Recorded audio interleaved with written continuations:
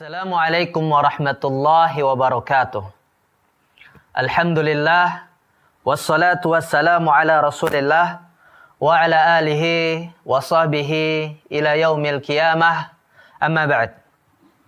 Para pemirsa Muzani TV dimanapun berada, alhamdulillah kita bisa melanjutkan pembahasan kitab Fabi Hudahum Iqtadih oleh Syekh Dr. Utsman bin Muhammad Al-Khamis, di mana kitab ini membahas tentang Qasasul Anbiya, kisah-kisah para nabi dan rasul.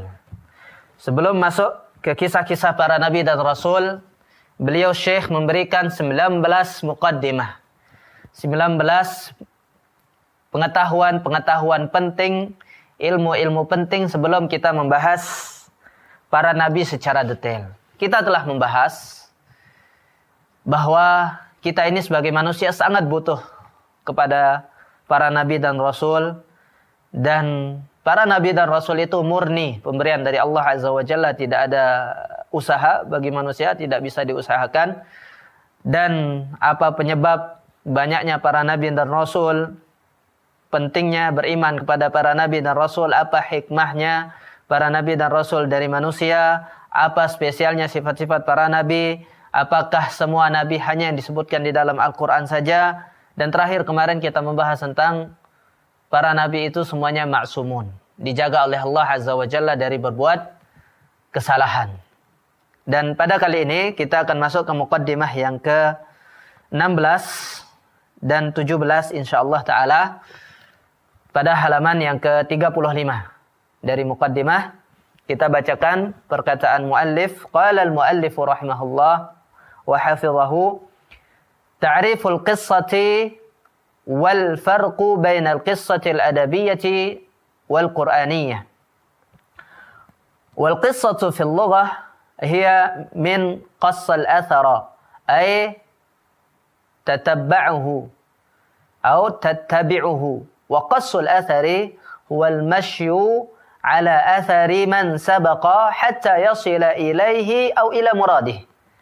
والقصة القرآنية تختلف عن القصة الأدبية، وذلك أن القصة في القرآن الكريم لا مجال للخيال فيها، بل هي وقائع تاريخية شاهدة على التاريخ، وهي كما قال الله تبارك وتعالى: نحن نقص عليك أحسن القصص. فقصص القرآن على الصحيح في تفسير هذه الآية أنه ليس المقصود منها قصة يوسف صلوات الله وسلامه عليه، وإنما المقصود عموم قصص القرآن، فقصة موسى وقصة إبراهيم وقصة صالح وهكذا سائر الأنبياء تدخل قصصهم تحت قول الله تبارك وتعالى: نحن نقص عليك أحسن القصص. Pada bab ini beliau menamakan babnya pengertian kisah, dan apa beda antara kisah sastra, kisah secara umum seperti kisah-kisah yang dibuat oleh orang-orang yang punya keahlian di dalam sastra, dongeng misalnya, atau cerita-cerita, cerita rakyat, legenda. Apa bedanya cerita-cerita rakyat yang ini dengan cerita Al-Quran? Apakah sama kita baca-baca buku cerita di jalanan, di perpustakaan yang pada umumnya, dengan cerita-cerita yang ada di dalam Al-Quran? Apakah sama kita belajar Qasasul Anbiya dengan kita belajar kisah-kisah yang dipenuhi dengan imajinasi? Para pemirsa Muzani TV rahimahullah, kata beliau, pengertian dulu yang pertama.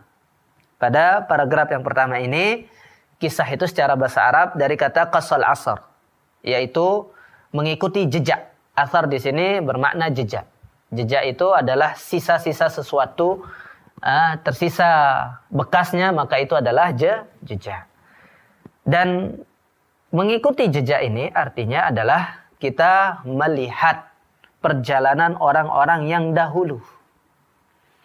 Tetapi kata beliau, kisah Quran, kisah-kisah yang ada di dalam Quran itu berbeda dengan kisah secara umum. Apa bedanya? Yang pertama, kisah Quran ini la majala lil khayali fiha, digaris bawahi. la majala lil khayali fiha. Tidak boleh berimajinasi.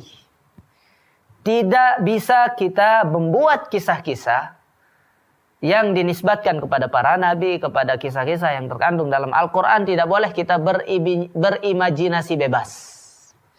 Tidak bisa kita pastikan beliau seperti ini kita imajinasikan. Misalnya Nabi Nuh misalnya membuat perahu. Perahunya kita pastikan ukurannya segini. Kita pastikan dia memahat seperti ini, tidak bisa. Kita mengarang-ngarang. Nabi Nuh saat itu mungkin pakai baju seperti apa, mengarang, tidak bisa. Kita sampaikan apa yang betul ada di dalam Al-Quran. Dan para ahli tafsir juga menjelaskan ma'anil ayat, makna-makna ayat yang terkandung di dalam kisah-kisah tersebut. Ini yang pertama. Ciri khas kisah di dalam Al-Quran itu adalah tidak boleh imajinasi. Tidak bebas berimajinasi. Seperti karya-karya mungkin komik, cerita sastra, dongeng, cerita rakyat, legenda, dan seterusnya. Atau yang sekarang mungkin cerita-cerita anak-anak muda sekarang, Naruto, terus apa lagi namanya itu, Avatar. Itu bebas berimajinasi membuat kisah. Tetapi ketika kita menisbahkan ke dalam agama para nabi dan kisah yang ada di dalam Al-Quran, tidak bisa kita berimajinasi, berkhayal bebas untuk membuat kisah. Allah berfirman, kami menceritakan kepadamu nahnu naqussu 'alaika ahsanal qasas. Yang kami ceritakan kepadamu itu adalah sifatnya apa? Ahsan. Kisah terbaik. Ya betul, ayat ini di dalam surat Yusuf. Tetapi kata beliau, ayat ini bukan khusus surat Yusuf yang dimaksud sebagai ahsanal qasas. Tetapi semua kisah yang ada di dalam Al-Quran itu sebagai ahsanal qasas. Kisah Ibrahim, kisah Musa, kisah Saleh. Semua kisah para nabi yang ada di dalam Al-Quran itu sifatnya adalah ahsan al-qasas. Kita lanjutkan ke paragraf yang kedua. Kita baca dulu. Itu ya, di paragraf pertama kita ambil spesial atau ciri kisah para nabi itu adalah tidak boleh bebas berimajinasi, berkhayal. Nah, yang kedua, wa nahnu naltazimu fi qasasil anbiya'i ma thabata fi kitabillahi subhanahu wa ta'ala wa sunnati nabiyhi Muhammadin sallallahu alaihi wasallam. Fa huwa al-haqqu alladhi la ya'tihi al-batilu min bayni yadayhi wa la min khalfihi. لأن قصص الأنبياء غيب والكلام في الغيب لا يكون إلا عن طريق من عرف هذا الغيب وهو الله تبارك وتعالى الحي الذي لا يموت وهو الذي أخبر نبيه محمدا صلى الله عليه وسلم بما كان من قصص سلفه من الأنبياء والمرسلين صلوات الله وسلامه عليهم وهذه ميزة ثابتة لأهل السنة وهو اعتمادهم على الإسناد الصحيح فلا يقبلون إلا ما ثبت ولا يتكلمون إلا بعلم إلا رجما بالغيب ولا كلاما على الله دون برهان وهم يتمثلون دائما قول النبي صلى الله عليه وسلم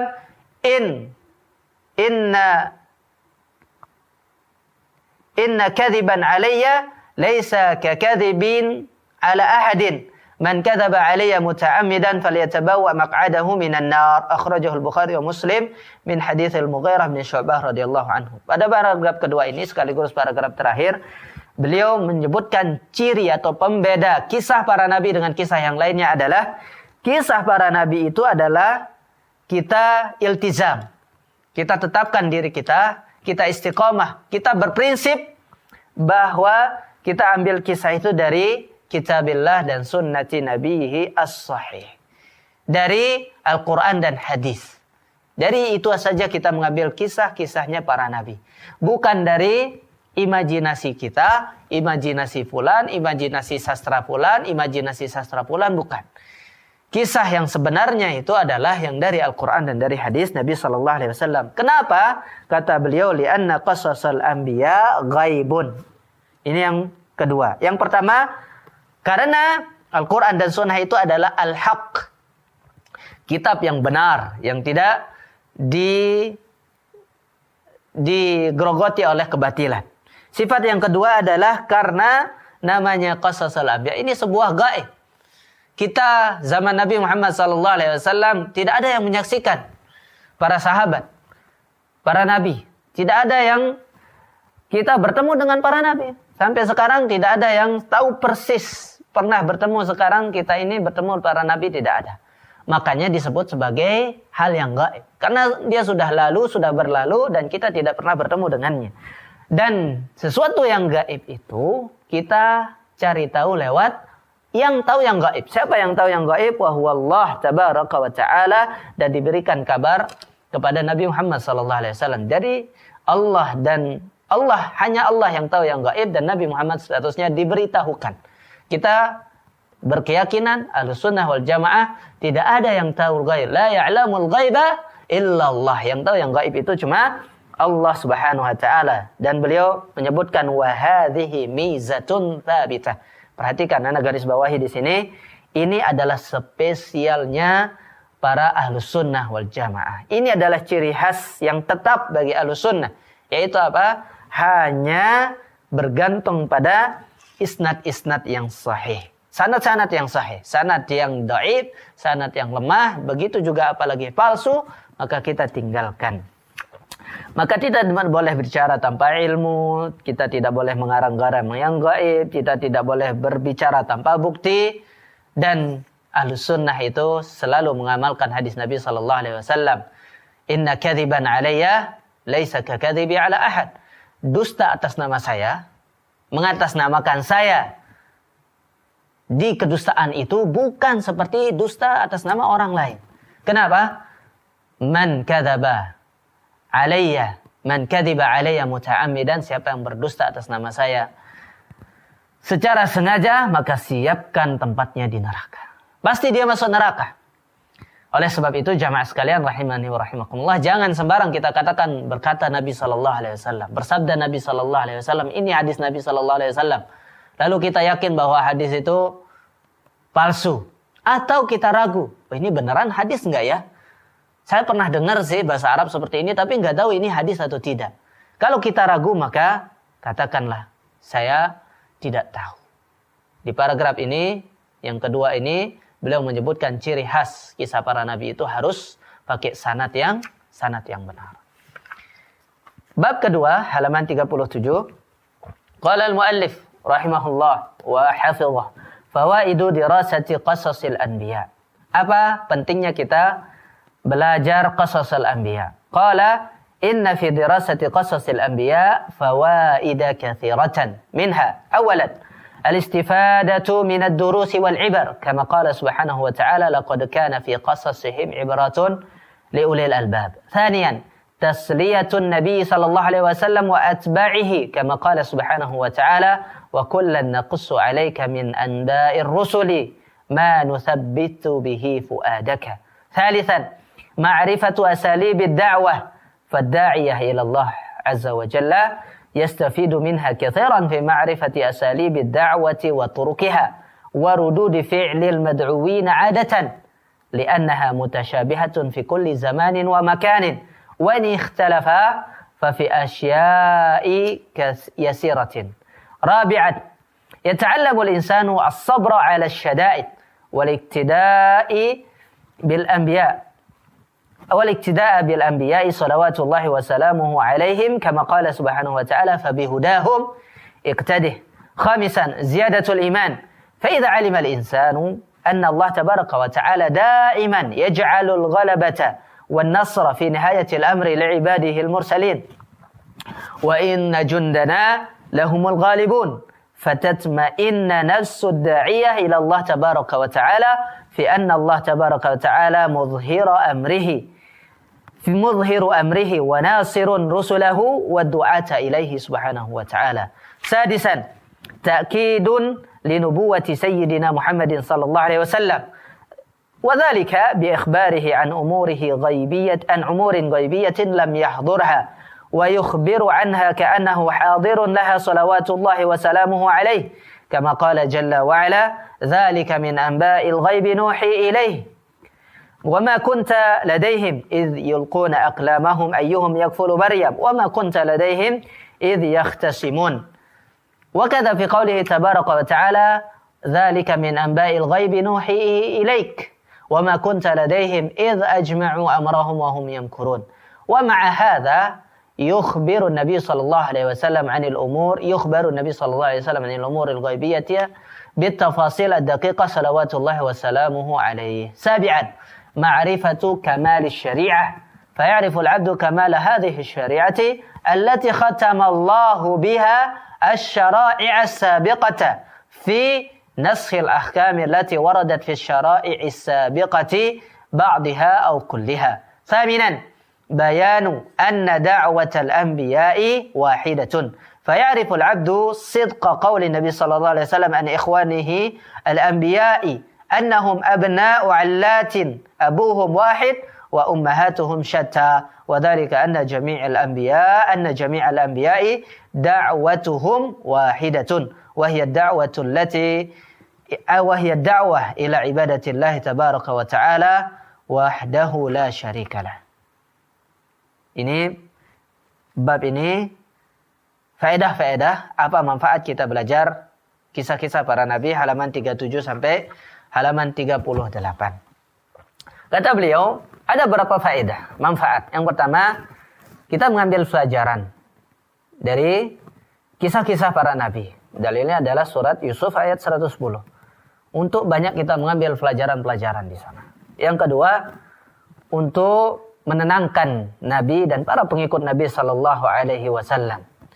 Kata Allah Azza wa Jalla, "Ma nuthabbita bihi fu'adak." Yang bisa menguatkan hati kalian. Yang ketiga, supaya kita tahu uslub dakwah, metode berdakwah itu seperti apa. Bagaimana para anbiya dulu berdakwah, maka para dai itu mengambil bermanfaat yang banyak. Bagaimana metode berdakwah, bagaimana para orang yang kita dakwahi itu bagaimana mereka menolak, bagaimana bantahan-bantahan dari mereka. Apa yang kita temukan sekarang ini sudah ditemukan oleh para nabi sebelum kita. Karena selalu mirip di setiap tempat dan makan. Walaupun ada perbedaan paling sedikit saja. Yang keempat, kita belajar kesabaran di setiap musibah. Itu yang paling penting juga. Sangat penting. Bagaimana kita melihat musibah-musibah para nabi itu. Dengan mereka lah kita mengambil hidayah.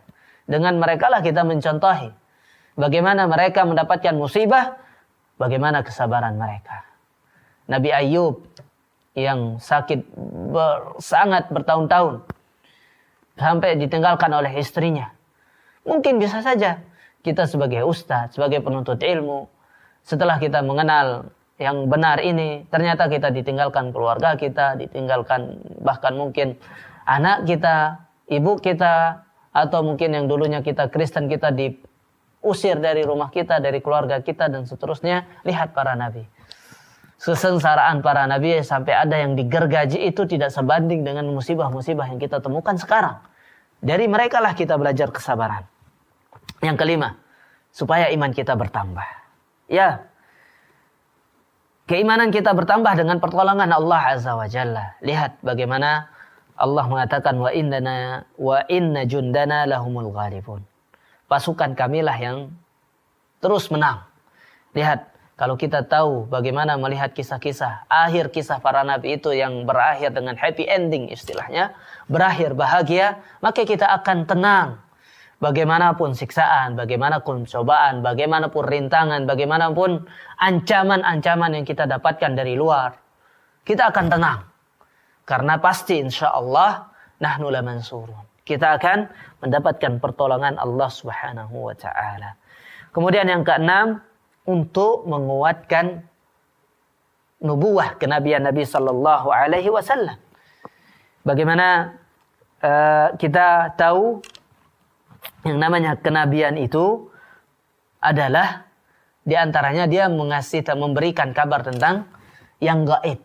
Sebutkan dalam Al-Quran, dzalika min amba'il ghaibi nuhihi ilaik. Yang namanya yang gaib itu hanya dari Allah Subhanahu wa taala yang tahu. Jadi bukti kenabian itu adalah dia mengabarkan yang gaib. Bukan nabinya yang tahu yang gaib, tetapi dia dikasih tahu. Bukan sendiri tahu. Bukan tahu sendiri apa yang akan terjadi, yang akan datang, dan apa yang telah terjadi di masa lampau. Tidak, itu adalah wahyu yang dikabarkan oleh Allah Azza wa Jalla. Makanya dikatakan dzalika min amba'il ghaib nuhihi ilaika, kata Allah Azza wa Jalla, yang kami wahyukan kepada kamu. Bukan kamu sendiri yang tiba-tiba tahu yang gaib, enggak, tapi Allah Azza wa Jalla mewahyukannya. Tidak ada yang diwahyukan sekarang. Setelah Nabi SAW wafat, tidak ada satupun makhluk yang diwahyukan, tidak ada satupun manusia yang diwahyukan yang namanya yang gaib itu. Tidak ada manusia yang mengaku dirinya dikasih tahu oleh Allah Azza wa Jalla atau disebut sebagai ilmu laduni, tidak ada. Para pemirsa Muzani TV rahimahumullah, yang ketujuh, supaya kita paham betul bahwa syariat ini sangat sempurna. Apa buktinya? Bahwa syariat ini telah menghapus syariat-syariat yang sebelumnya. Syariat yang ada di zaman Nabi Isa, zaman Nabi Musa, dan Nabi selainnya, dan kitab-kitab semuanya itu sudah disempurnakan, sudah dihapus oleh syariat kita. Terakhir, jamaah sekalian rahimani wa rahimakumullah, kita supaya paham bahwa seluruh nabi itu ternyata inti dakwahnya satu.